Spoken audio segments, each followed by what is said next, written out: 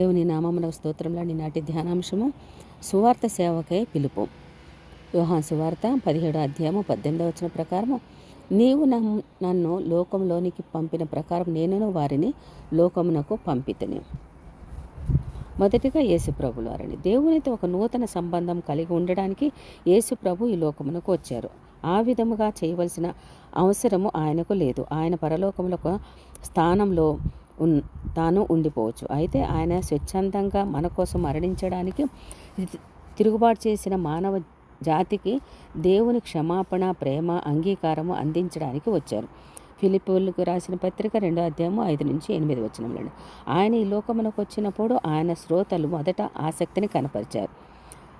అయితే రాను రాను వారిలో చాలామంది ఆయనకు వ్యతిరేకంగా మారారు. తనకు ఎదురయ్యే దుస్థితి బాగా తెలిసి ఉండి కూడా హింసలు, నిర్బంధం, చివరకు మరణం కూడా ఎదుర్కోవడానికి సిద్ధపడి ఆయన యెరూషలేములో ప్రవేశించారు. ఆయన శిష్యులు ఆయనకు ప్రక్కకు మళ్లించాలని ప్రయత్నం చేశారు. కానీ దేవుడు తనను లోకంలోనికి దేనికోసము పిలిచారో దానినే అనుసరించడానికి గట్టిగా నిర్ణయించుకున్నారు. మార్కు సువార్త 8వ అధ్యాయము 31-33 వచనములండి. ప్రజలకు దూరమై ఏకాంతవాసానికి పోవడం భద్రత ఆయన ఎంపిక చేసుకోలేదండి. రెండవదిగా పౌలు క్రైస్తవ సంఘమునకు మహాబోధకుడు అయిన వ్యక్తి. మొదట క్రైస్తవులైన వారిని హింసించడమే పనిగా పెట్టుకున్నాడు. అయితే ప్రభువే స్వయంగా అతన్ని ద్వేషపూరిత మార్గం నుండి తప్పించి ప్రపంచవ్యాప్తంగా పర్యటించి క్షమాపణ, విశ్వాసం బోధించే వర్తమానికుడిగా మార్చారు. అయితే పౌలు క్రైస్తవుడైన తొలి దినాలలో అరేబియాలో ఏకాంతవాసం గడిపాడు. అయితే ఈ విధముగా ఏకాంతానికి వెళ్ళడము ఎంతో కాలం కాదు. అయితే ఆ తర్వాత పౌలు కాస్త అపోస్తలుడుగా పౌలుగా రూపాంతరం చెందాడు. తర్వాత అతడు రోమా సామ్రాజ్యం నలుదిశలా పర్యటించి అనేక నగరములకు, పట్టణములకు సువార్త అందించాడు. ఈ సంఘటనలన్నిటిలోనూ ఆయన అపార్థాలకు, నిర్బంధాలకు, వెలివేతలకు, శారీరకంగా దెబ్బలకు, మరణాపాయములకు గురి అయ్యాడు. అరేబియాలో ఉండగా పౌలు సురక్షితంగా, ప్రశాంతంగా కాలం గడపాలని ఆశించి ఉండి ఉంటాడు. అయితే లోకములో పనిచేయడానికి దేవుని నుండి పిలుపు పొందిన తర్వాత ఇకెన్నడూనూ వెనుదిరగలేదు. ఇతరులను నశించిన వారిని రక్షించే పనిలో నిమగ్నం కావాలని సవాలు చేశాడు. కొరింథీయులకు రాసిన మొదటి పత్రిక 4వ అధ్యాయం 16-20 వచనములండి.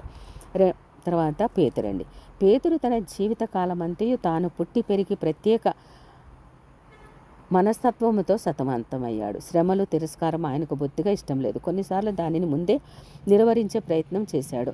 మార్కు సువార్త 8వ అధ్యాయం 31-38 వచనంలో, లూకా సువార్త 54-66 వచనములు, యోహాను సువార్త 18వ అధ్యాయము 10-11 వచనములు. సమరయులతోనూ యూదేతరులతోనూ సువార్త సందేశం పంచుకోవాలన్న ఆలోచనే అతనికి బొత్తిగా ఇష్టం లేదు. అయితే ప్రభు పేతురును లోకంలో పని చేయవలసిందిగా పదే పిలిచారు. ఉదాహరణకు అపోస్తల కార్యములు 10వ అధ్యాయం. ఎట్టకేలకు అతడు శ్రమల అగత్యత విలువను గుర్తించాడు. పేతురు రాసిన మొదటి పత్రిక 4వ అధ్యాయం 1-2 వచనములు. ఇతరులను కూడా ఆ పని చేయమని పిలుపునిచ్చాడు.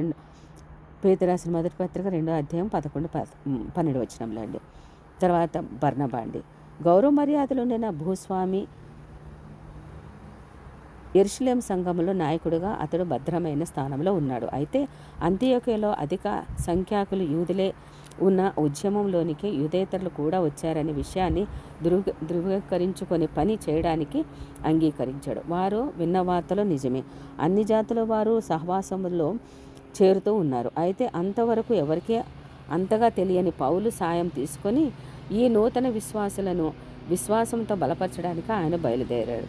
అపోస్తల కార్యములు 11వ అధ్యాయం 19-26 వచనములు. తర్వాత వారు ప్రపంచవ్యాప్తంగా విస్తరిస్తున్న దేవుని పనిని సమర్థించడానికి యెరూషలేమునకు ప్రయాణమే వెళ్ళారండి. అపోస్తల కార్యములు 15వ అధ్యాయము 1-33 వచనములు. ఈ విధముగా దేవుడు లోకంలోనికి వారిని సువార్త సేవకే పిలుచుకున్నప్పుడు వారందరూ కూడా ఇష్టం లేకపోయినప్పుడు కూడా దేవుడే వారిని సిద్ధం చేసినందుకు వేలాది స్తోత్రములండి. అటు రీతిగా మనము కూడా దేవుని సువార్తలో మనం కూడా నిమగ్నమైతే దేవుని యొక్క పిలుపుని అందుకొని దేవుడు చెప్పిన పనిని మనం చేయగలిగితే దేవుడు అనేక ఆత్మలను రక్షించునుగాక. ఆమేన్.